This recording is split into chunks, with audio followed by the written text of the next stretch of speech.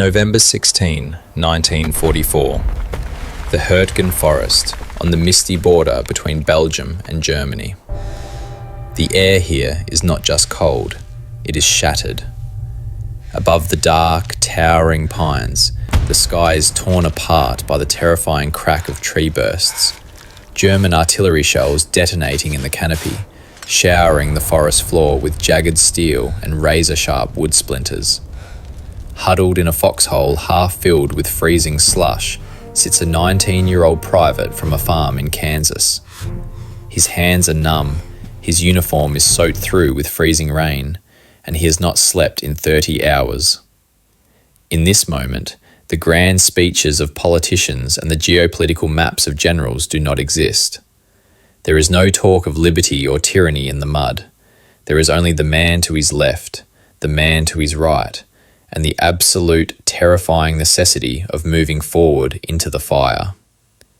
He knows that standing up means exposing himself to the MG-42 machine guns waiting in the mist, yet when the whistle blows, he stands. This act, the decision to rise from safety and walk toward death, is the defining mystery and the ultimate tragedy of the Second World War. To understand why a generation of American men was willing to die on foreign soil, one must first understand the nation they left behind. In the late 1930s, the United States was not a superpower projecting strength across the globe. It was a country looking inward, exhausted and scarred. The Great Depression had hollowed out the American interior. For a decade, the primary battle for millions of young men had not been against fascism, but against hunger. These were men who had grown up watching their fathers lose farms to the dust storms of the Midwest, or their jobs to the shuttered factories of the Rust Belt. The prevailing mood in Washington and on Main Street was one of staunch isolationism. The memories of the First World War were still fresh. The mustard gas, the trenches, and the feeling that American blood had been spilled for European empires that learned nothing. The America First movement was not a fringe idea, it was a dominant political force. In 1940, the US Army was smaller than that of Portugal, ranking 19th in the world. The equipment was obsolete, soldiers drilled with wooden rifles and trucks labelled tank in chalk. The idea that these men would soon be storming the beaches of France or the islands of the Pacific seemed not only unlikely, but impossible. But the world outside was burning. While America wrestled with economic recovery, the Axis powers were rewriting the map of the globe with ruthless efficiency. Germany had swallowed Austria, Czechoslovakia, and Poland, and by the summer of 1940, the swastika flew over Paris. In the east, the Empire of Japan was brutalizing China and expanding its reach into Indochina. President Franklin D. Roosevelt saw the storm gathering. He understood that the Atlantic and Pacific Oceans were no longer moats that could protect the New World, but highways for potential invasion. Yet, his hands were tied by a populace that wanted no part of another foreign slaughter. The psychological pivot point, the moment that transformed a reluctant citizenry into a unified war machine, arrived on a quiet Sunday morning. December 7, 1941, Hawaii. At 7:48 a.m., the stillness of Pearl Harbor was shattered by the whine of Japanese Zero fighters. Within 2 hours, the Pacific Fleet was in ruins. The battleship USS Arizona lay at the bottom of the harbor, a tomb for over 1,000 sailors. The attack was tactically brilliant, but strategically catastrophic for the Axis. It did what no politician could have achieved. It instantly vaporized American isolationism. The shock was visceral. The attack was not viewed as a military engagement, but as a violation of the American home. In the days following the attack, the recruiting stations were not filled with men seeking glory, they were filled with men seeking retribution. The motivation was primal. It was not yet about liberating Europe or saving democracy in the abstract. It was about defending the immediate family and the national tribe. A rage swept through the country, dissolving the class divides and political feuds that had defined the Depression era. The banker's son and the sharecropper's son stood in the same lines, driven by the same singular purpose. However, the reality of war would soon temper this initial burst of rage. The United States was entering a conflict of unprecedented scale, totally unprepared for the violence that awaited. The mobilization that followed was the greatest industrial and human undertaking in history. The draft, the Selective Training and Service Act, pulled men from every corner of the continent. They were stripped of their civilian identities, given a serial number, and thrown into a crash course on survival. They were moving from a world of scarcity to a world of total war, unaware that the oceans they once trusted to keep them safe were now the battlegrounds they would have to cross to meet their enemy. The strategic reality facing the United States in early 1942 was a nightmare of logistics and geography. The nation was at war on two massive fronts, separated by thousands of miles of land and ocean. This was the Two-Ocean War. To the east lay Fortress Europe, a continent held in the iron grip of the Wehrmacht, arguably the most professional and battle-hardened army in the world. To the west lay the vast, watery expanse of the Pacific, dotted with island fortresses held by the Imperial Japanese Army, a force that viewed surrender as a spiritual failure. The grand strategy adopted by the Allied leadership, Churchill and Roosevelt, was known as Germany First. The logic was cold and mathematical. Nazi Germany possessed the industrial capacity and scientific potential to dominate the world if left unchecked, perhaps even developing atomic weaponry. Japan was dangerous, but Germany was existential. This decision, however, was a hard sell to the American public, whose fury was directed squarely at Tokyo, not Berlin. It meant that while thousands of Marines were being thrown into the desperate, undersupplied jungles of Guadalcanal, the bulk of American manpower and material was being hoarded for a future invasion of Europe. This strategic tension defined the soldiers' experience. It meant that for the first 2 years of the war, American forces were often fighting with shortages. The arsenal of democracy was ramping up, but it takes time to turn car factories into tank plants. The early battles, Kasserine Pass in North Africa, the Philippines in the Pacific, were brutal lessons in modern warfare. American soldiers, often led by inexperienced officers and using equipment that lagged behind German engineering, learned that courage alone was not enough to stop a panzer division. The build-up required a transformation of the national psyche. The government launched a massive propaganda campaign to explain why sacrifice was necessary. Films like Frank Capra's Why We Fight series were screened to every recruit. They painted a picture of a world divided between slave and free. The narrative was binary and moralistic. The Axis powers were not just enemy nations, they were gangster states that threatened the very concept of civilization. This ideological framing was crucial. It gave the soldier a moral framework to justify the violence he was about to commit and the violence he was about to endure. By 1943, the tide began to turn. The industrial might of Detroit and Pittsburgh began to flood the battlefields. The Sherman tank, the M1 Garand rifle, the B-17 Flying Fortress, these became the tools of the American trade. But tools require hands. The US Army grew to over 8 million men. The Navy and Marines added millions more. This was a citizen army. Unlike the Germans or Japanese, who had spent decades militarizing their societies, the American force was composed of civilians in uniform. They were mechanics, teachers, farmers, and clerks. They did not see themselves as warriors by birthright.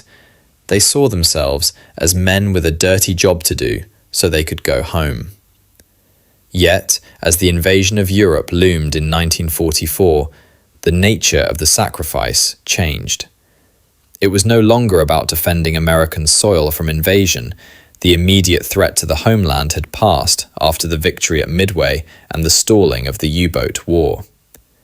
Now, the American soldier was being asked to cross an ocean to liberate other people's countries.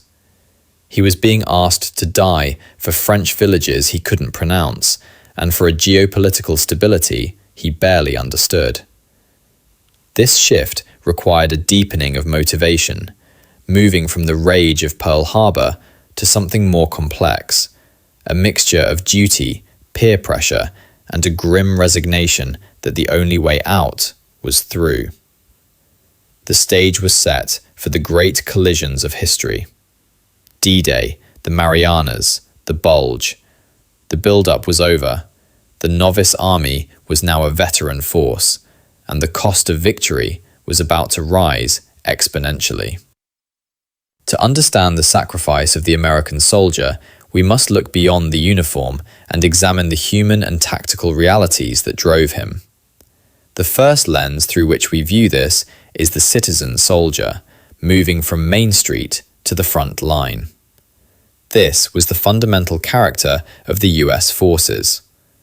Unlike the indoctrinated Hitler Youth or the spiritually bound soldiers of the Imperial Japanese Army, the American GI was deeply skeptical of authority and pomp.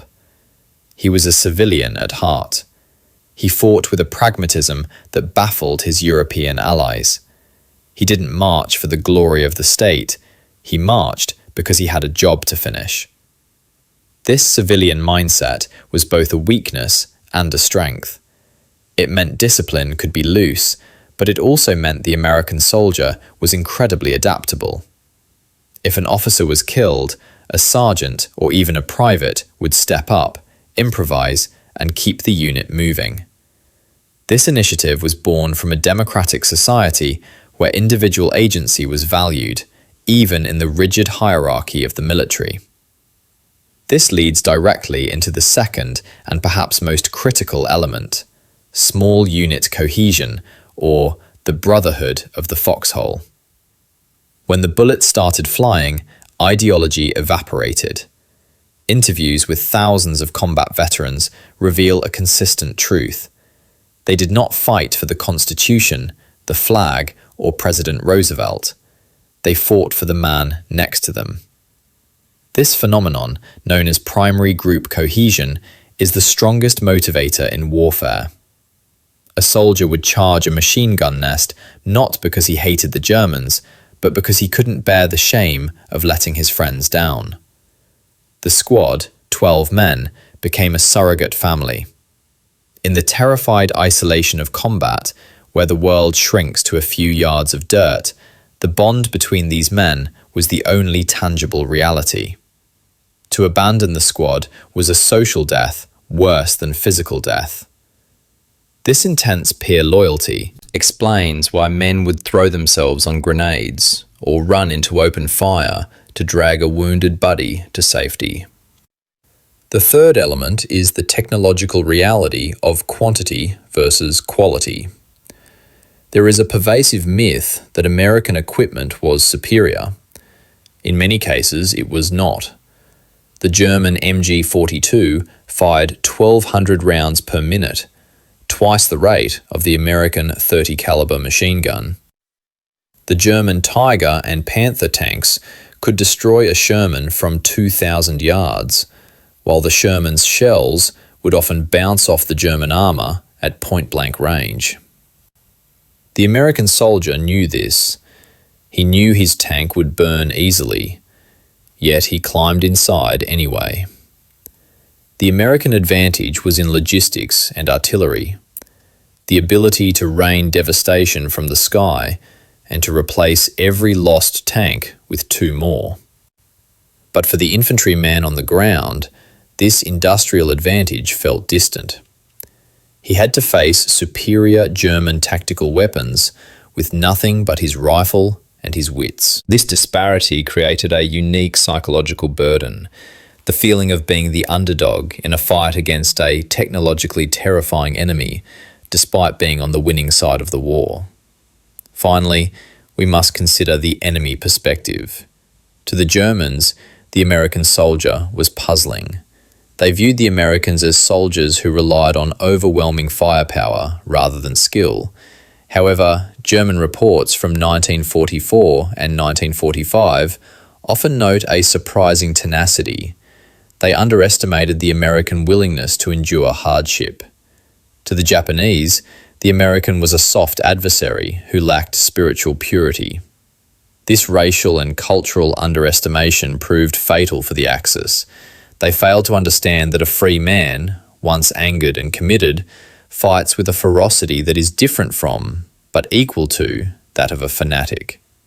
The American soldier's willingness to die was not about seeking death, but about a fierce determination to protect his way of life, a motivation the totalitarian mind could not comprehend. While the European War was a clash of industrial titans, the war in the Pacific presented a different, more primal angle, the war without mercy. For the Marine on Guadalcanal, Tarawa, or Peleliu, the enemy was not just a soldier in a different uniform, he was an alien psychological force. The Japanese military culture, steeped in a corrupted version of Bushido, viewed surrender as the ultimate disgrace. This meant the American soldier in the Pacific was denied the one psychological safety valve of warfare, the hope that the enemy might quit. He knew that every pillbox had to be burned out, every cave sealed with explosives, and that a seemingly dead enemy might still pull the pin on a grenade. This created a hyper-vigilant, hatred-fueled environment where the rules of the Geneva Convention disintegrated in the humid jungle rot. The sacrifice here was not just physical, it was a degradation of the soul, forced upon young men who had to learn to kill with a ruthlessness that contradicted every lesson of their Sunday school upbringings. Another critical, often overlooked aspect is the replacement system, often called the lonely death. The US Army managed its manpower like an assembly line. When a unit took casualties, they were not pulled off the line to rebuild cohesion. Instead, individual men replacements were fed directly into the front lines to fill the empty foxholes. These men, fresh from basic training, often arrived at night, didn't know the names of the men they were fighting beside, and were frequently killed before they saw the sunrise. Veterans, protecting their own sanity, often refused to learn the names of the new guys because they knew they wouldn't last. This system turned the American way of war into a cold, actuarial calculus. It meant that for the replacement soldier, the sacrifice was often made in total isolation, dying among strangers who were too exhausted to mourn him. We must also confront the moral paradox of the segregated. Sacrifice. The United States fought to crush the racist ideology of Nazism with a segregated army. Over 1 million African American men and women served in the Second World War, yet they were often relegated to support roles under the command of white officers. However, when allowed to fight, units like the Tuskegee Airmen and the 761st Tank Battalion performed with exceptional valor. For these men, the sacrifice was dual-layered. They were fighting for a double victory: victory against fascism abroad and victory against racism at home. They charged into German machine gun fire to defend a constitution that, in many of their home states, did not yet count them as full citizens. This tension added a complex, tragic nobility to their service. Finally, there is the leadership angle, the burden of the 90-day wonder. The rapid expansion of the military meant that the lives of platoons were placed in the hands of second lieutenants who had been civilians only 90 days prior. These junior officers suffered the highest casualty rates of any rank in the army. They were expected to lead from the front, to be the first over the hedgerow, to draw fire so their men could spot the enemy. The life expectancy of a new lieutenant in combat was measured in weeks. Their sacrifice was the grease that kept the gears of the American offensive turning, a constant attrition of the nation's best and brightest young leaders. By late 1944, these precious tactical, psychological, and systemic were about to converge. The American war machine had reached the borders of the German Reich and the inner defense ring of Japan, but the enemy was not collapsing. Instead, they were preparing for a final, desperate spasm of violence that would test the resolve of the American soldier like never before. December 16th, 1944. The Ardennes Forest, Belgium. The Ghost Front. For months, Allied intelligence had convinced the troops that the Wehrmacht was broken, a beaten animal retreating into its cage. The Ardennes sector was considered a quiet zone, a place where battered divisions were sent to rest and green divisions were sent to learn the ropes. The silence of the winter morning was thick with mist and the smell of pine. Inside the foxholes of the 106th Infantry Division, a unit that had arrived on the line only days before, men were waking up, heating coffee, and expecting another day of boredom. At 05:30, the horizon disintegrated.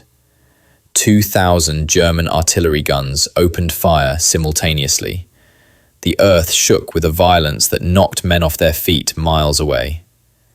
Out of the fog emerged the ghosts of the Blitzkrieg, 3 German armies, led by the fanatical 6th Panzer Army under Sepp Dietrich. Tiger II tanks, behemoths of steel that dwarfed the American Shermans, crushed the frozen roads, followed by waves of white-clad stormtroopers. This was Operation Watch on the Rhine, Hitler's last, desperate gamble to split the Allied alliance. The impact on the American line was catastrophic. The inexperienced 106th Division was shattered, thousands of men surrounded and forced to surrender in the largest mass capitulation of US troops in the European theatre. Panic rippled through the command structure. The bulge in the line grew hour by hour. But in the chaos, small pockets of resistance began to form. At vital crossroads like Saint-Vith and Bastogne, isolated groups of paratroopers from the 101st and 82nd Airborne Divisions dug in. Inside the perimeter of Bastogne, the situation was a nightmare of attrition. Surrounded, cut off from supply, and lacking winter clothing, the battering rams of the 101st froze in their foxholes. The temperature dropped to 0. Medical supplies ran out. Morphine syrettes froze solid and had to be thawed in the mouths of medics before they could be used. German commanders demanded surrender, to which General Anthony McAuliffe gave his famous one-word reply: nuts. But bravado could not stop shrapnel. The shelling was relentless. Every tree burst sent razor-sharp wood splinters flying, turning the forest itself into a weapon. Here, the American soldier faced the ultimate test of endurance, fighting not just the enemy, but the elements, hunger, and the psychological terror of total encirclement. Half a world away, February 19th, 1945, the climax of the Pacific War was beginning on a pork-chop-shaped island of volcanic rock, Iwo Jima. The strategist had calculated that the island, heavily fortified by General Kuribayashi, would fall in a few days. They were wrong. As the first waves of the 4th and 5th Marine Divisions hit the beaches, they did not find the hard sand they expected. They sank into soft, shifting black ash. It was like trying to run through quicksand. The beaches were silent. Kuribayashi had forbidden his men from firing at the landing craft. He wanted the Marines ashore, crowded and vulnerable. When the beaches were choked with men and machinery, the island erupted. From the slopes of Mount Suribachi and the hidden bunkers of the Motoyama Plateau, thousands of Japanese guns opened up. It was a slaughterhouse. There was no cover. The Marines, trained to fight in jungles, found themselves on a barren moonscape where the enemy was invisible, fighting from an underground network of 11 miles of tunnels. The carnage was industrial. units were decimated within minutes. Captains became privates. Privates became commanders. The fog of war here was literal. The air was choked with sulfur smoke and pulverized volcanic dust. The American war machine, for all its power, could not bomb the Japanese out of their caves. The only way to take the island was for individual Marines to walk into the fire, armed with flamethrowers and satchel charges, and burn the enemy out, yard by bloody yard. The tension on those black beaches was absolute. There was no retreat, only the ocean behind them and the fire in front. December 26, 1944. The sky over Belgium finally cleared. The heavy grey blanket that had grounded Allied air power for weeks dissolved, revealing a cold blue sun. This was the moment the German commanders had dreaded. P-47 Thunderbolts and P-51 Mustangs descended like hawks, decimating the German armoured columns stalled on the icy roads. On the ground, the relief forces of General George S. Patton's Third Army, having executed a miraculous 90-degree turn and a forced march through the snow, smashed through the German lines to break the siege of Bastogne. The bulge collapsed. The last great gamble of the Third Reich had failed, costing them 100,000 casualties they could not replace. The road to the Rhine was open. But the end of the war was not a sprint. It was a slow, grinding crawl. In the Pacific, the battle for Iwo Jima raged on long after the famous flag raising on Mount Suribachi on February 23. That image, captured by Joe Rosenthal, became a symbol of victory back home, but for the Marines on the island, it was merely a marker of the beginning of the horror. The battle continued for another 31 days. The fighting moved north into the meat grinder, a landscape of broken rocks and sulfur vents. Here, the sacrifice became personal and intimate. Marines had to use flamethrowers to clear bunkers one by one, often hearing the screams of the burning men inside. The psychological toll was shattering. Combat fatigue, the 1,000-yard stare became epidemic. By the time the island was declared secure, nearly 7,000 Americans were dead and 20,000 wounded. It was the only battle where American casualties exceeded the Japanese dead. In Europe, the final psychological barrier was the Rhine River, the mystic moat of the German heartland. In March 1945, American forces miraculously captured the Ludendorff Bridge at Remagen before it could be demolished. As GI's boots hit the eastern bank, the reality of the war shifted again. They were no longer liberators, they were conquerors walking through the shattered remains of German cities. But it was not the ruins of Cologne or Frankfurt that would define the climax of their journey. It was what they found hidden in the forests of Thuringia and Bavaria. April 4, 1945. Soldiers of the US 4th Armored Division and the 89th Infantry Division approached the town of Ohrdruf, a subcamp of Buchenwald. They smelled it before they saw it, the cloying, sweet stench of decay that clung to their uniforms. When the gates were kicked open, the American soldier, hardened by years of combat and cynicism, was brought to his knees. They found stacks of emaciated bodies like cordwood. They found walking skeletons, men and women stripped of all humanity, staring back with hollow eyes. General Dwight D. Eisenhower, visiting the camp days later, grew pale. He ordered every American unit in the vicinity to tour the camps. He wanted them to see it. He wanted them to know what they had been fighting against. For the average GI, this was the moment of absolute clarity. The abstract notions of liberty and democracy vanished, replaced by a visceral understanding of evil. The grumbling about bad rations and cold mud stopped. The sacrifice of their friends, the years of lost youth, the terror of the foxholes, it all suddenly made terrifying sense. They hadn't just been fighting a nation, they had been fighting to stop the industrialization of death. As the Russians took Berlin and Hitler committed suicide in his bunker, the shooting finally stopped. The silence that fell over Europe on May 8, 1945, Victory in Europe Day, and later over the Pacific in August, was deafening. The machine guns cooled, the artillery ceased, the Great Crusade was over. But as the adrenaline faded and the celebrations erupted in Times Square, the bill for the victory began to be tallied, and the survivors looked around to see who was left standing. The silence that settled over the battlefields of 1945 was not peaceful, it was heavy. For the men standing in the ruins of Nuremberg or on the black sands of Iwo Jima, the cessation of violence brought a sudden, crushing awareness of who was missing. The United States, a nation that had entered the war with a 19th century army and an isolationist heart, had emerged as a global titan, but the butcher's bill was staggering. 405,399 Americans would never return.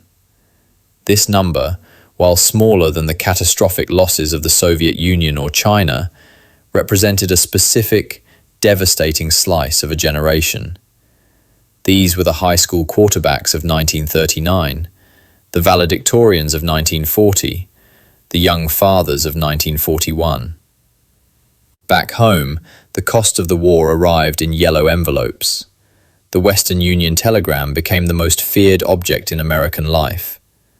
In small towns across the Midwest and the Deep South, the sight of the delivery boy on his bicycle caused curtains to be drawn and breath to be held.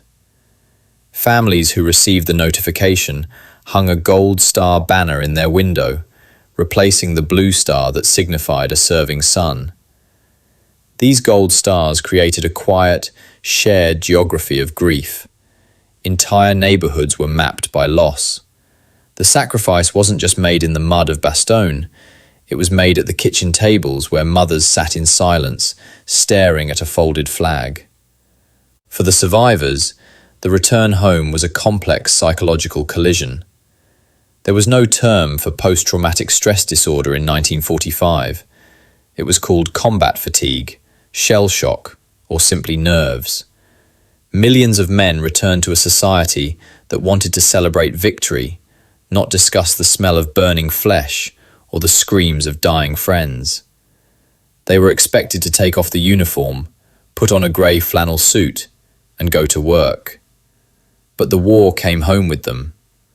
Audie Murphy, the most decorated soldier of the war, a man who single-handedly held off a German company, slept with a loaded pistol under his pillow for the rest of his life, plagued by nightmares. Relationships fractured. The 1,000-yard stare didn't disappear just because the soldier was sitting in a diner in Brooklyn. A 1946 report by the Surgeon General noted that psychiatric casualties accounted for a significant percentage of medical discharges even after the fighting stopped. The sacrifice of the American soldier was not a one-time payment made on the battlefield. It was a tax levied on his peace of mind for decades to come. Yet, amidst the trauma, there was a profound sense of accomplishment. The men who had liberated Dachau and Buchenwald carried a moral clarity that few generations possess. They knew with absolute certainty that their sacrifice had prevented the world from sliding into a dark age. They had seen the alternative to freedom piled in mass graves, and they knew the price they paid was high, but necessary. While the personal cost was measured in grief and trauma, the broader strategic consequence of the American sacrifice was the complete restructuring of the global order. The United States that emerged from the smoke of 1945 was no longer the isolationist backwater of 1939. It was the Titan of the West. The sacrifice of the infantrymen had bought the nation a seat at the head of the table. For the first time in history, the US Navy patrolled every ocean without a rival, and the American dollar became the bedrock of the global economy. The blood spilled on the beaches of Normandy and the atolls of the Pacific had effectively purchased the Pax Americana. But perhaps the most profound legacy of the war was how the nation chose to repay that sacrifice. In previous wars, veterans were often given a pat on the back and a train ticket home to unemployment. In 1944, Congress passed the Servicemen's Readjustment Act, known as the GI Bill. It was a revolutionary piece of legislation. It offered paid college tuition, low-interest home loans, and unemployment benefits to returning veterans. The impact was seismic. Millions of men who had never dreamed of higher education flooded the universities. The soldier who had learned to read maps in the Ardennes was now studying engineering at MIT. The man who had driven a tank through the rubble of Cologne was now buying a suburban home in Levittown with a VA loan. The sacrifice of the war generation was transmuted into the creation of the modern American middle class. The energy that had been channeled into destruction was suddenly unleashed into construction, fueling the greatest economic boom in human history. However, this new world came with a darker shadow.